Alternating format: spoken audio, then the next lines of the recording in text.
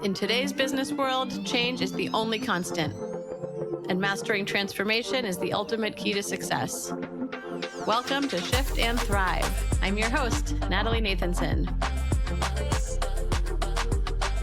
Each week, we'll bring you conversations with CEOs who delve into how they successfully drove critical change in their organization. This show is sponsored by Magnitude Consulting, bringing you the thinking power of a growth consultancy and the getting it done power of a full-service B2B marketing agency. Today's guest is an industrial engineer who is committed to using technology to enhance food safety and quality through tech-enabled solutions. He is the inventor of 6 award-winning technologies in this field with the creation of 6 patent filings, and works with global organizations including Coca-Cola, Ferrero, and Del Monte, as well as industry organizations including the Institute of Food Technologists and the International Association of Food Protection. He is the founder and CEO of Novolyze. Karim Khinouche, welcome to the show. Hi, Natalie. Thanks for having me today. Thank you. It's really great to have you. And the topic I'd love to start the conversation with is really a transformation that I know you've taken your company through, and really moving from a services organization to launching your first product a couple years ago. And, I've worked with at least a dozen companies going through these transitions, so I can appreciate how much goes into it, how many moving parts there are, all the different things that need to happen in an organization. So I'd love to start by asking you, what led to this change, and what were some of those significant areas that you focused on or that were most impacted through that journey? Yes, sure. Maybe before jumping into that, I'd like to give a bit of context in the field we're working in. So we developed a platform for food safety to help the enterprise accounts to improve the way food safety is done, food quality, and to reduce their costs. And to get there, actually, we had to spend almost a decade in working as a consultancy firm with these large accounts to understand what is the root cause of all these food safety issues. There are 3 misconceptions when we think about food safety. First, one of them is that the food is more and more unsafe. It's not true. It's pretty much stable for the last 10 years. There's a lack of improvement, but it's pretty much stable. There is about 1 recall every day in Europe, 1 recall every day in the US.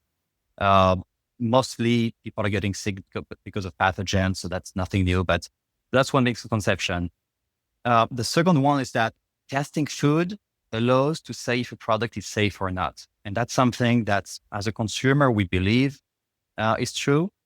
The thing is that if giving an answer just as much as the sample allows to give it. So a sample can be contaminated by a product and the product right after is not. And the problem is that food companies have been generating a huge amount of data. They're extremely data rich, but they're information poor. All the recalls that we see every day happened despite the fact that the test was done and the information was somewhere in the company about the product safety or lack of safety. And the third thing is that most players who try to kind of crack this market were looking for a silver bullet, and thought the silver bullet would be around a new detergent, a new sterilizing technology, a new testing technology. The truth is that the principle of food safety are pretty much the same since the 50s. The technology we're using are pretty much the same since the 80s. There's been a lot of incremental improvement, but no huge change in fairness. And still people are getting sick. And the truth is that what we found out is that what is really key is to manage the complexity of the food industry, where we have a high variety of raw material, a high variety of way to transform the product, complex supply chains, a high variety as well to transport and to consume them. And we believe the solution to improve the food safety is in addressing this high complexity, streamlining the data, and making sure the right information reaches the right point so that the right decision can be made in real time. And to get to that point, it took us quite some time. We would not believe that these large players didn't have this process in place. It took us really years and years to realize that most of them were still using paper and Excel sheets in most cases. And that there was just this massive opportunity to build a platform that would help them to streamline their processes. Yeah, I guess one question for you before you talk a bit about the impact to your organization. I'm curious, did you go into launching your consulting company knowing the end goal was to launch a product, or was that something that came along the way? It's a bit of both. So the idea of building a product that is scalable and that can be sustainable in the market for a long time was always here.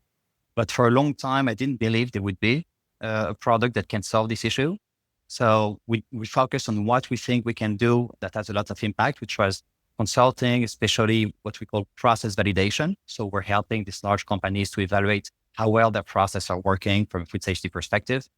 And it's just that, one day a client said, what you did is amazing.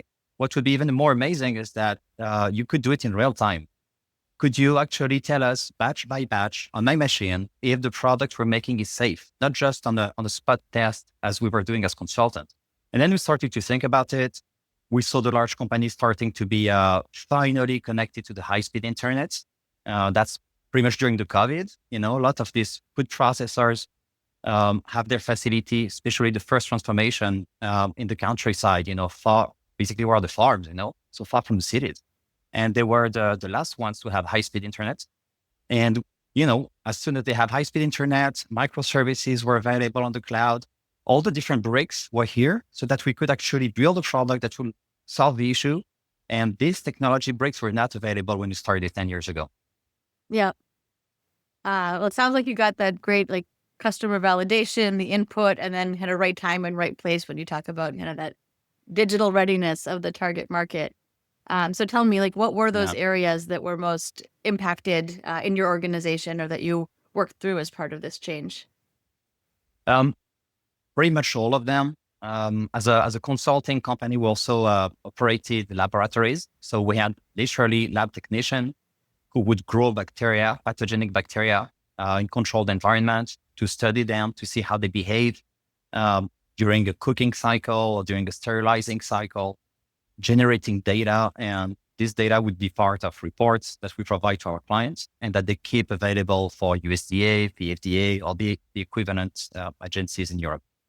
So we had to shift from a consulting company with food microbiology labs in France, in Burgundy, as you can hear. I'm originally from France, into an enterprise SaaS company, which is completely different. The technology is different, the go-to-market is different, the buyers are different, the funding model is different, everything is completely different. The only thing that remained the same was the problem we were solving and the industry. So to get there, we needed some funding for sure. That's something we had to do with, because not being a software engineer by myself and having no experience in developing software products, I needed someone who did that several times in his life. The same applied in sales. Selling an enterprise software is a very different sales approach, different marketing approach. That's what we needed to do in our previous part of the company's story. So I need also someone who needs how to actually organize the go-to-market for enterprise software, hire a team, manage very long sales cycle, manage extremely high expectation from these large accounts in terms of product availability, service level, and so on. So that takes some cash. So this is where we decided to raise some money, and we found a fabulous investor who is extremely visionary, who supported us since 2021 to actually reach this level of enterprise software so that we can deliver to these very large accounts. And during this transformation, we managed to keep a big part of the team. Now, everyone who actually was willing to learn and to transform himself to work in English, because we're still working a lot in French back then.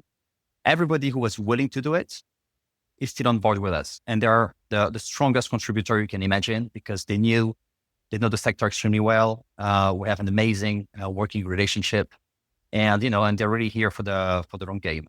And we had to hire a lot of different profiles and very different type of people functioning. So we had to learn what we need actually, which takes some time. Then to to interview, meet a lot of people, kiss a lot of frogs, find the right person, make mistakes on the way, of course, hiring that were not the right ones for what we needed.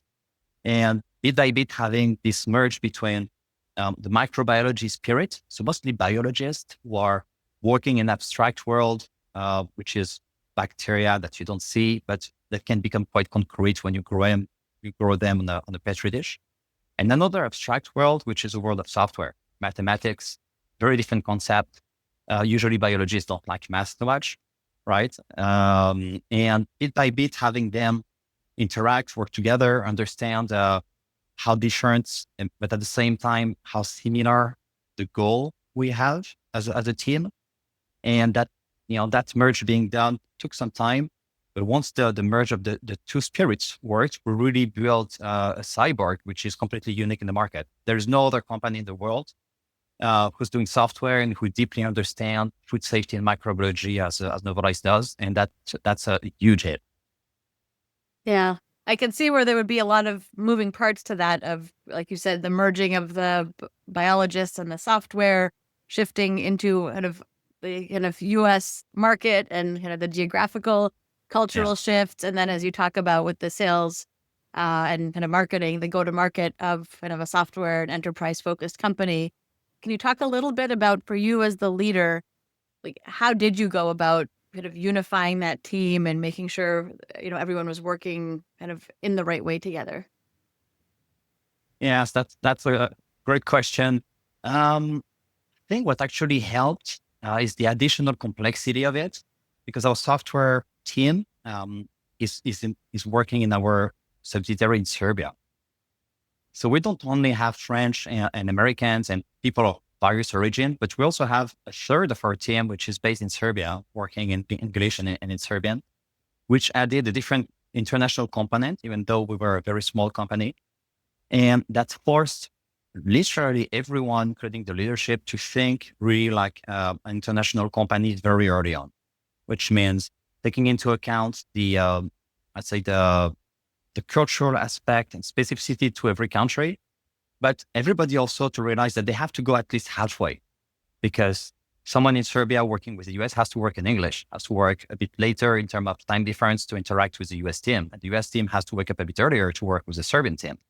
And luckily we have, we've made amazing hires, and we have a team spirit, which was extremely strong from this transformation, which made the integration of new people in the team just so easy.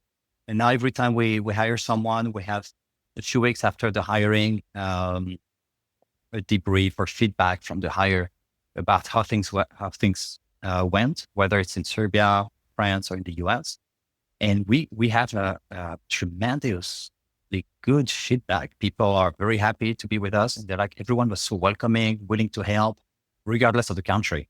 And if we didn't go through the struggle of that transformation, we would not have the company we have today. That's really builds a very different mindset. Yeah, I think that's great. It certainly sounds like a good lesson learned through that experience. I'd love to hear, as you think back about, all the things that have happened these last few years, what are some of those other main lessons that you've learned from this? So I think from a general perspective, to keep on learning, that seems basic, especially for founders. But the day you stop learning, there's not much more we can build. So keep on learning every day. That's something that can never be taken away, and that helps to have more resources to solve problems, which can become more and more complex as the organization grow. I think that's for one of them. The other one is when we're not able to learn, or if the learning takes too long, it's looking for the resources outside of the organization. Be very humble and looking for people outside, either consultants, advisors. There are just so many people just willing to help. Give them a call, just like people call me sometimes on some topic, and it's a pleasure to help younger people who are discovering a new field. So just ask people who went through this, and share their experience. And when hiring, like I said, kissing a lot of frogs. Really, it's hire slow, take the time. Not so much because of the the type of candidates you have in front of you, but more about you as a leader, identifying what you need, what you don't need, and really setting up your mind to a type of candidate, understanding the gaps that will need to be filled and the strengths of that candidate in a given position. Because when we create a new position, we just don't know exactly what person can fill that position. It's not, especially in the growth phase. So I think that's these are the big learnings from a general perspective.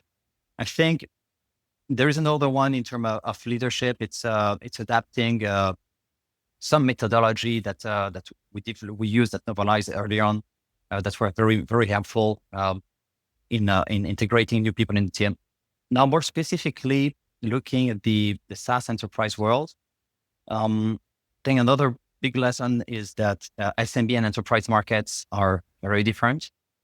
And not only they're different, but they're also antinomic in many ways.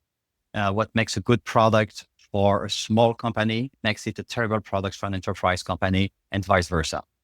Just because of the wholeness type of product that an SMB is looking for at a low price in a self-service way, versus an enterprise who's looking for very strong value per module and who's willing to pay more because they also have much higher expectation. And there's a choice to make in the strategy between SMB and enterprise early in the journey.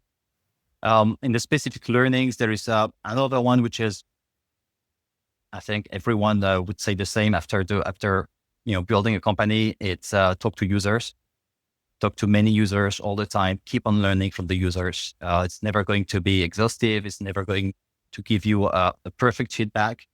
But this cloud of points helps to orient the product development. It has to ask the right questions and to move towards what eventually will be the good direction. So talk to many users.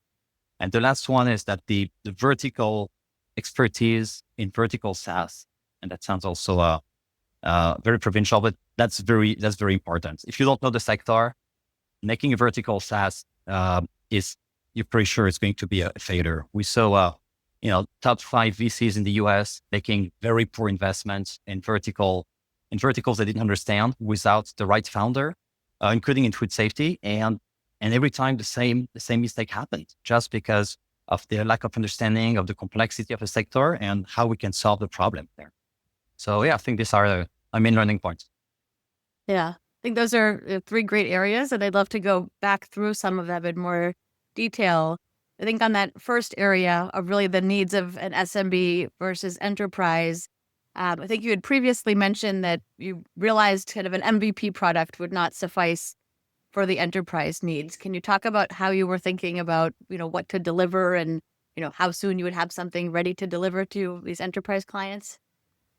Yes, I think while the SMB are expecting a product that is ready to use and not expecting too much the product to evolve over the time, on the other hand, the enterprise are more ready to see the product not being complete, and they're looking for our head of products speak about MMF, minimum marketable feature, to make sure it's actually answering the question, answering the need of the enterprise account, and can allow some time to develop it, as long as we have a good control of the roadmap and that we're delivering on time what's promised.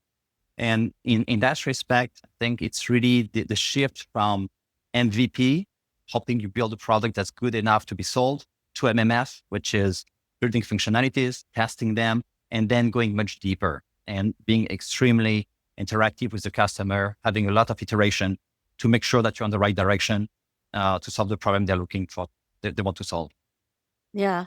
I really like that thinking. And I think the kind of MMF is a concept I've been thinking more about. And given, how fast technology and just the landscape around us is changing, making sure that you're able to kind of respond quickly and bring kind of new kind of components of an offering, I think becomes very appealing.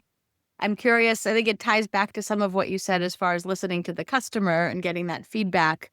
Can you talk about that dynamic between kind of what goes into that, minimally marketable feature and, how you listen to the customer, how you know what to react to?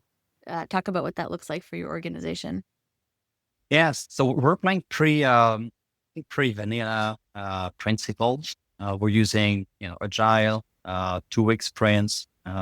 We have development planning, and we have a roadmap which is pre-established with some bandwidth for the new needs that may occur during the coming quarters.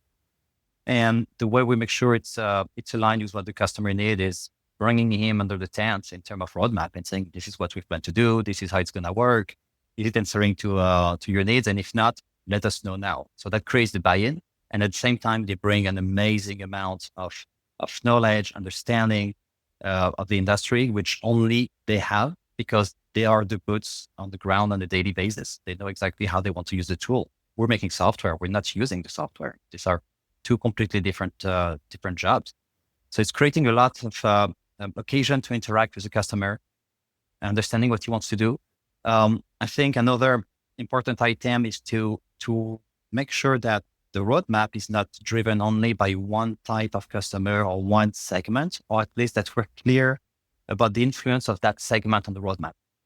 And this is why very early on in choosing the type of segments we wanted to work on, there's a choice, which is becoming a specialist on one segment and going fast and making the best product, let's say, for the dairy industry. And we decided to take the long road, which is to have a portfolio of customer which covers the entirety of the food and beverage industry. So this is how we started to work. You mentioned Ferrero, so that's for the confectionery business.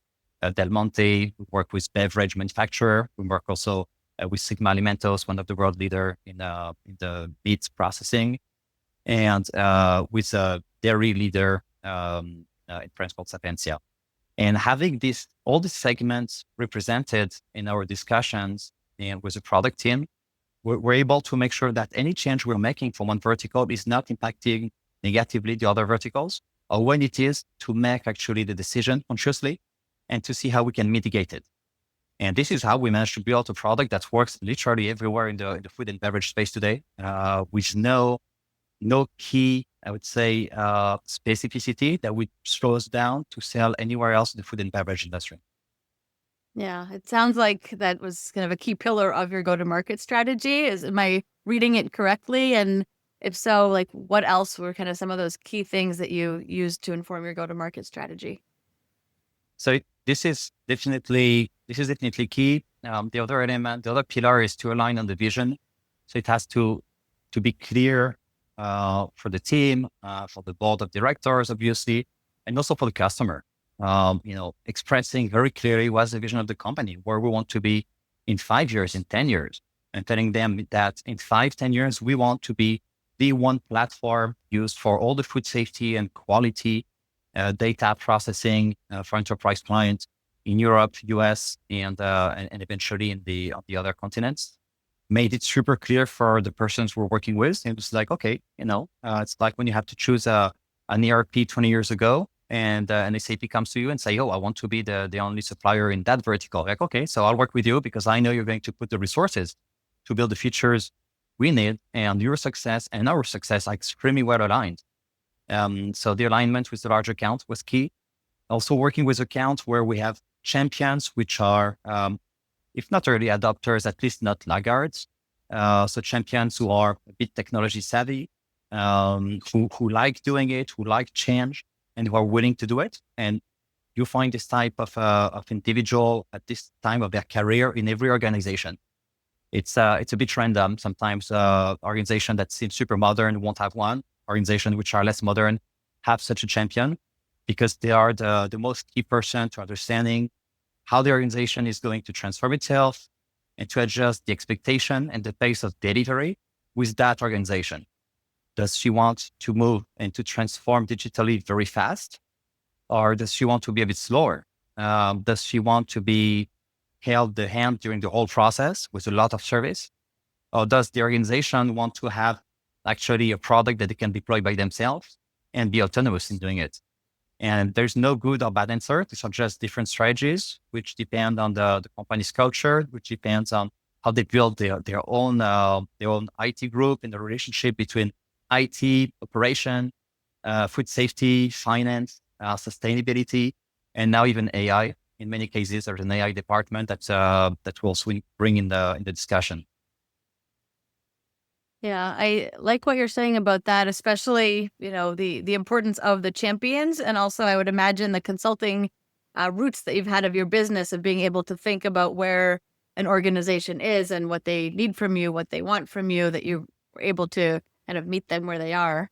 I'm curious to hear a little bit about, how you find those champions. To your point, they don't always have the same title. It looks different in each organization. I know it's something that a lot of companies at your stage are really grappling with, especially where they have kind of a new and disruptive technology. So were there any things that worked Yeah. for you and the team?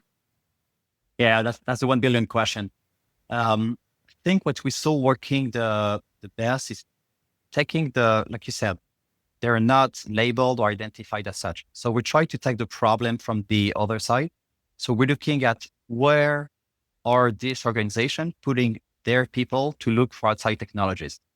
And all the large organizations are somehow invested in some venturing program, whether it is plug and play or the equivalent in every country, Kickstart in Switzerland for the food industry. And you have some in all these verticals. And once you look at these accelerators, you have a couple of people who are nominated by the organization to identify technologies. And you have a pretty horizontal job to identify, connect you with the right people and tell you, yes, what you're bringing here is a priority for the sector or it is not. For example, in the food space, we've met tons of champions who were here to find alternative protein solution. This was the hot topic over the last 10 years. So everyone was putting some money in plug and play in these other accelerators to source technologies and companies that were bringing either new formulations or new technology for alternative proteins. When we spoke to this champion and say, no, I'm here, just my mandate is just to find alternative proteins. We're like, okay, operational improvement is not a priority. Fair enough. I'll talk with another champion. Then other champions will go like, oh, my job is to improve operational efficiencies. Okay. Did you know that you can improve your operational efficiencies by 15% just by looking at how food safety and quality is done in the company? Oh, no, I had no idea. I thought this was a fixed operation budget and the way it's working. And then we can start a conversation and they connect us with a couple of other people at the corporate level, at the factory level. And like you said, these people typically are very hard to identify from the outside because they have very different titles. So it's a bit of a Sherlock Holmes investigation to find them and to get the buy-in and to choose the clients you want to work with at the end. Yeah, yeah. Well, it sounds like you did it in a very smart way and kind of looking at those kind of industry affiliations, taking a very kind of one-to-one educational oriented approach, which I think, especially hearing you talk about how you wanted to cover the market broadly and were able to do that, I think is very impressive. But it's not smart after making all the mistakes to understand, Well, as you that's how know. we all learn, right? Yeah, yeah, absolutely. Kareem, I'd love to ask you a little bit more about your leadership style. So can you talk about, how you think of yourself as a leader and kind of what has helped to shape that? Yes. So I think I thought about that because you asked me the question the other day. I was like, I have no idea. And so, so I asked some people in my team and I had some thoughts about that. And I think what is really key for me is to prioritize the ownership and the autonomy of the people I'm working with. When we're building an organization versus a static organization, we don't know what good looks like until the position has been filled. And you can look, in the rear mirror and look at, what did we do? And when that person goes and you have someone else, you can say, oh, okay, that person was doing great, or that person could have done better with what we do. So unless people really own their position and they're autonomous to take all the space in that position, there is just no way to know that we're doing the best we can. And so I think that's one very key component. Another one is to be very adaptive, depending on the seniority of the person we're working with. That's also something typical to I think to young and small organization. The leadership team is a mixed bag of extremely senior and seasoned people in their field, and you can also have people who are just starting in their career in some other jobs in the same team. So I need as a leader and the people in my team to pretty much the same, be very adaptive, someone who's seasoned and who has a lot more to teach you. Just listen and, get out of their way. And someone who's younger and who needs more coaching, will need some guidance and spend a bit more time with them to get there. And these two aspects were pretty much something I've learned from a French officer of the Foreign Legion. That can sound a bit strange from a coaching perspective, but I worked with the gentleman for a while, and he helped me actually to bring principle they're using in the Foreign Legion into the company. And as you know, in the Foreign Legion, people are not going; they don't want to get killed for the flag. They get killed for their boss. They get killed for their peers, for their buddies. So you want people to work and to operate extremely well as a team, to trust each other and to cover each other's back. Because again, the flag is not enough. That's not how you bring the people to work together and to trust each other. So they developed extremely strong methodologies, and one that is super, super simple that I'd like to share with you. And if it can be useful for some people listening, that'd be great. If not, just use whatever works for you. So the methodology is based on what they call the desired outcome. So instead of saying how you want something to be done, spend enough time and attention to explain what is the desired outcome. And that's also a way to self-manage each other.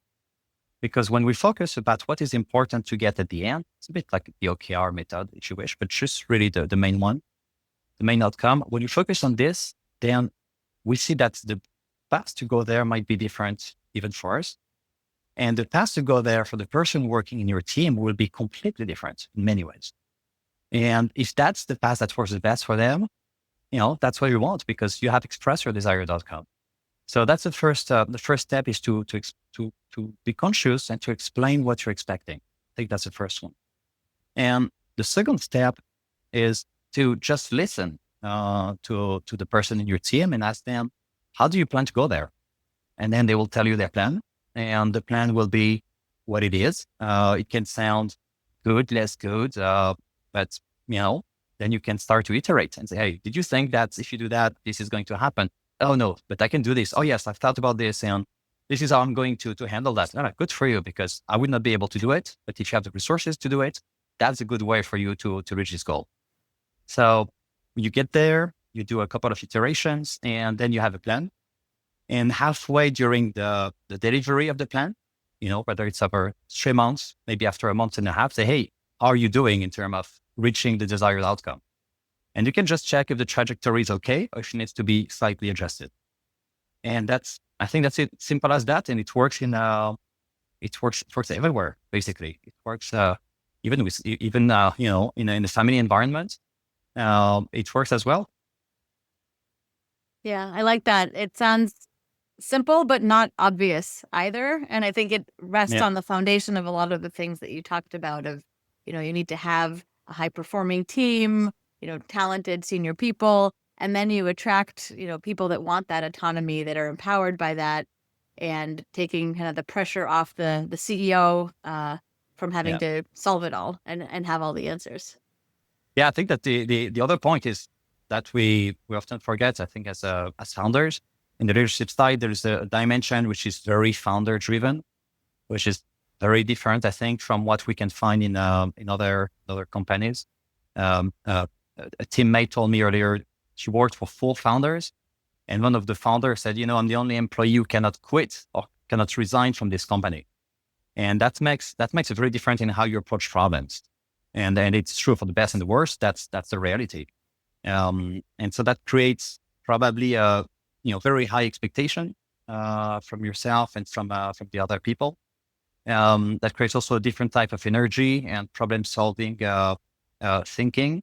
And that also allows to think more in the long-term vision than in the short term. If there are bumps on the way, since you're looking really for the long-term vision, they're easier to accept as a founder than as a non-founder, because you're not necessarily going to be here when the long-term vision actually is executed.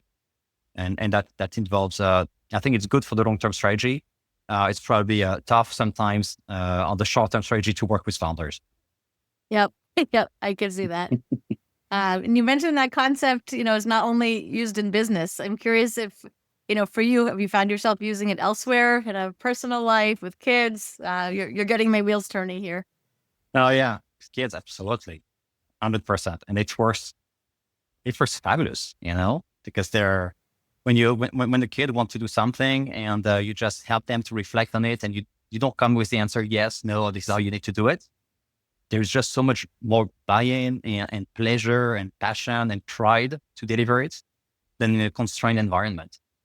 A kid who wants to do, they want to, I don't know, buy a mobile phone and say, okay, where are you going to find the money? What do you mean? I mean, yeah, you want a phone. Where are you going to find the money? Well, I don't know. Let me think about that. And then they come back with a plan to make some money. Okay, and how are you going to do this? I'm going to do this. And it's okay, let's try it. And then they go start to sell lemonade or, I don't know, pet grooming services, whatever they think about. And bit by bit, it's working. They build, they're super proud of it. And that's part of, I think, the learning experience of becoming an adult. So yeah, it works. It works really very, very well with kids. I love that. I think I'll have to look for some opportunities this weekend to try that out with my own. And I like that, they have the buy-in, and then you're teaching those problem-solving skills, which are just so important. So Karim, this is probably a great place to ask you a little bit more about yourself. Can you talk about your background, your childhood? How did you get to where you are in your career today? Yeah, so I'm French, as you hear. I'm a French Algerian. My grandfather was from Algeria. My dad grew up in France and from a French mother and worked in the food industry. And that exposed me very early on in my life to the food sector. My grandparents were working in the food industry. They owned a bakery, and then they did some, they worked in the meat industry. My uncle. So I really evolved in that field, which influenced a lot my choice for studies. I always wanted to start a business. I started multiple businesses when I was a kid, and my parents just let me do whatever I wanted. They were here, but they let me do my mistakes, and they were very supportive all the way. And being in that field, like, I think I would like to work with the food industry, but I'm not sure I want to work in the food industry. And this is when I decided to study engineering and bit by bit to go for my first job, work in the industrial equipment for the food industry, which I love.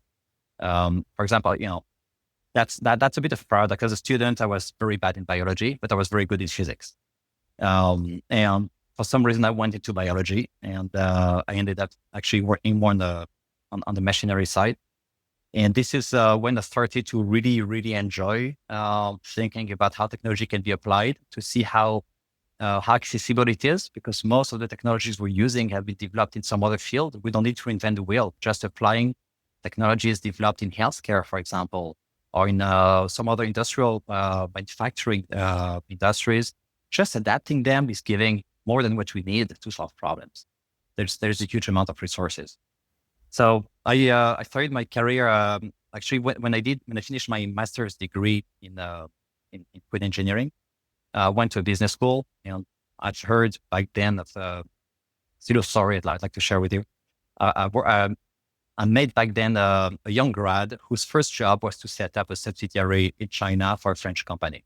I was like, oh, that sounds pretty cool. I studied Chinese for a couple of years.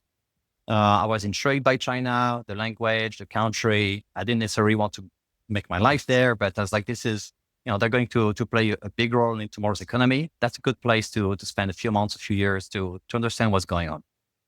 So I called back my previous teacher in my engineering school and I say, hey, Pierre-André, this is what I'm doing. By any chance, if you know someone who would like to set up a subsidiary in China for my internship, let me know, because that teacher was pretty well connected. He has a good laugh and says, okay, good luck. And he calls me back a week after. He say, okay, you're not going to believe me. I met this French guy who wants to start a subsidiary in China. He's got the budget. He needs someone to run it. And that was my first internship. And I worked for 3 years for them. Set up what they call the Wuxi, which is a wholly owned foreign entity. Set up a small factory with small teams, processing factory using the machineries for food ingredients. I spent 3 fabulous years in China, and then I was ready to come back to France and to continue my career with this equipment manufacturer, ITIA, with a an amazing boss with whom I learned so much, super smart guy. I learned a lot with him for another 4 years. He left me a lot of freedom. I was basically traveling the world to find buyers for the machineries who were designing, constructing, which are pretty expensive, like $500,000 on average. That worked extremely well. I arrived at employee number 4. When I left, I think were about 15, and they were about to be acquired very very quickly after that. And this is when I decided to fly on my own and to start Novolyze, not knowing what technology was going to be the one that eventually would be scalable, but knowing I wanted to run my own business. And that's how I started consulting to literally learn. That was the starting point. Was I want to learn from the industry. What are the problems? How are they solved? Are they not solved? What can we solve with the technologies available on the shelf? And is it feasible to bring this technology to the users in an economically viable way? And that took a couple of years before we went into building this SaaS platform. Yeah, I love hearing that your stories and how your impact in kind of childhood to the food industry has kind of shaped your career. And I would imagine like the time in China helped kind of pave the way for understanding how to work across different cultures. You talked about earlier that you stayed focused on the problems to solve in the industry, and that stayed true in the move from consulting to building your product. We're talking about your company's transformation. Can you talk a little bit about, from the customer's perspective, like are there transformations they're going through? You alluded to it a bit earlier, Yeah. but talk about what's happening for them. Yes, it's a very key aspect of what's going on in our industry. So the platform we provide facilitates the digital transformation with safety and quality practices. It's really the last, let's say the last function, the last role in the industry to be digitized. When we look around, machineries have been pretty well connected through PLCs to manufacturing executive system. They're communicating with ERP. You have SPC system for the statistical analysis. You have, of course, HR. You have all the systems which are installed, but the field of food safety and quality is extremely poor digitally. And the reason we can explain that is that the food industry is a low margin business, which means that it's very hard to make mistakes. Mistakes are very expensive, so you don't want to take too much chance. Food safety in particular is a space where things are working. There's a tendency to not try to change it. You're like, okay, it's not working so bad. It's not great. It's not perfect, but it works all right. Am I willing to take some risk to improve it or not? A good decision for the long term might be a bad decision in the short term in investing into testing something. So it's an industry where the transformation is going on at a different pace, depending on the segments, depending on the countries. And what we found that has been very important in our success is to find the short-term wins, and short-term wins that our champion can identify, can believe in, and can bring to their leadership team.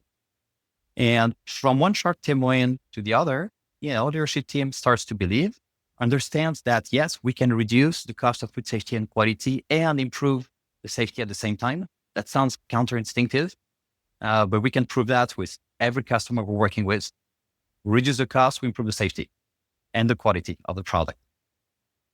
So that's one thing. And the other thing is that it helps to bring the teams on board, because digitization is scary when you're working on paper, for operators, for workers who don't necessarily speak English. A lot of people don't speak English in the food industry in the US.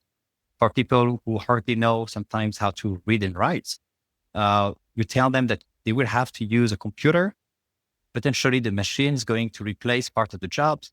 So it can be extremely scary. So we find that the adoption by the team in the field is very key.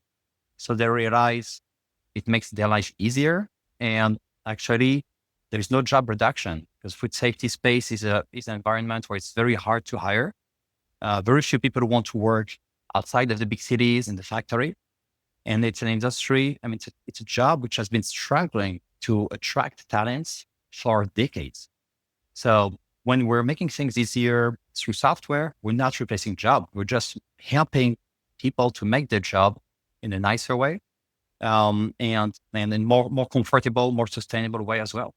So I think that's another aspect which is very key in the digital transformation in the food industry.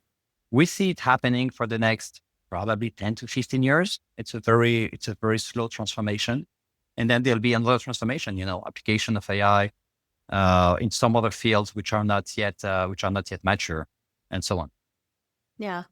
Well, I think that mindset and kind of hearing the runway in the market means you'll have lots of great opportunity ahead. Yeah, there's a lot to do. We're working with a few amazing accounts today, but there are just so many more that we need to start working with. We have a couple of years where we'll be very busy. Yeah.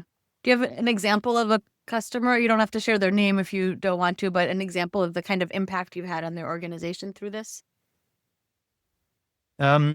Yes, yeah. I'm thinking about a dairy company who adopted the product, who adopted one of our modules, not all of the modules, one of them, about a year and a half ago.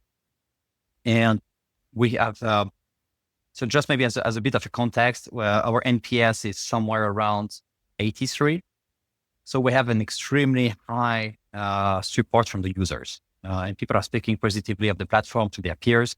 So that's just a bit of a context. And in this case, what made the user so happy is that they didn't have to do double entry of data, because they used to do a double entry, sometimes triple entry of the data. So no more double entry. The data is available so they can see what's happening, because before they were not able to see what was going on. And by understanding what's happening in terms of food safety, they were able to reduce their food safety cost, the number of tests they're sending to the lab, by over 15%. Because they realized that a lot of tests, which had been decided a long time ago, were just absolutely not useful. Either they were repeating something that has been tested somewhere else. For example, you test a product before you ship from factory A to factory B. You don't need to test the product 2 times. But if the factory B doesn't know that the product has been tested in factory A, they will do the test again. If you don't have the information that the test has been done and the result of the test, here, you can't actually reduce the budget. And that's just the beginning. So we see on average 10 to 15% reduction of the cost of quality. The cost of quality is about 25% of the overall cost of a food company. There is a reduction in water consumption as well during the cleaning cycle. A lot of water is used in the food industry to clean the pipes, to clean the machines. And, when we don't know, we tend to overclean. Just like when we don't know, we tend to overcook. There was this food in your fridge for a while, like, okay, let's cook that steak a bit more than usual to be safe.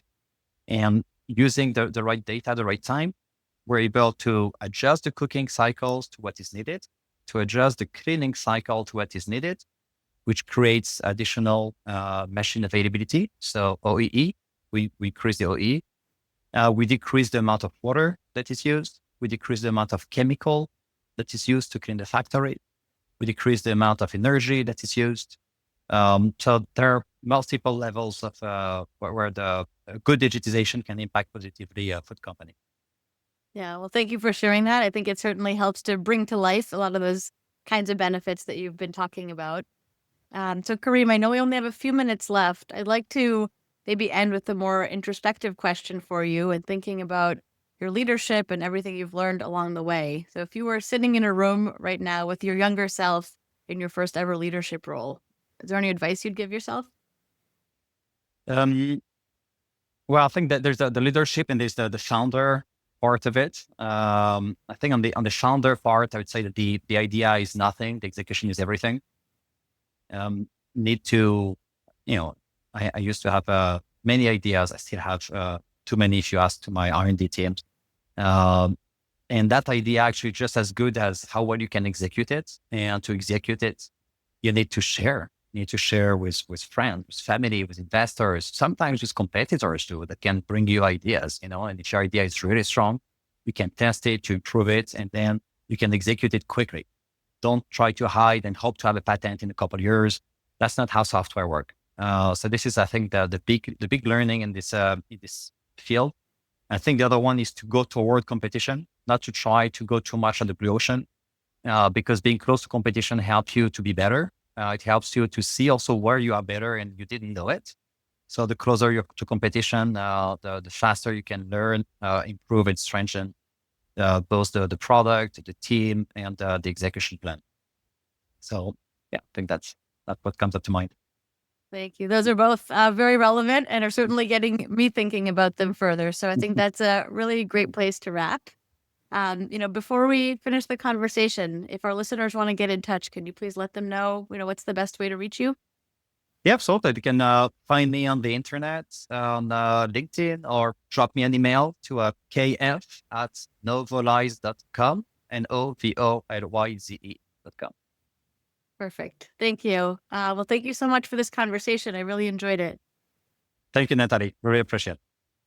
And thank you too to everybody listening. I know I loved hearing so much about what Karim had shared with us. And so if today's episode gave you, our listeners, valuable insights, and I'm sure that it did, please share this with someone. We know that spreading this kind of knowledge and information helps us all grow as leaders and equips us to drive successful transformation in our organizations. So thanks again, Karim. And this has been another fantastic conversation on Shift and Thrive. See you all next time. That's a wrap for this week's episode. For show notes and more, visit shiftandthrivepodcast.com. A special thank you to our sponsor, Magnitude Consulting, bringing you the thinking power of a growth consultancy and the getting it done power of a full-service marketing agency to help B2B companies fuel their growth. For more information on Magnitude and to get your complimentary transformation readiness assessment, visit magnitudeconsulting.com/getready. Thank you so much for listening. We'll see you next week.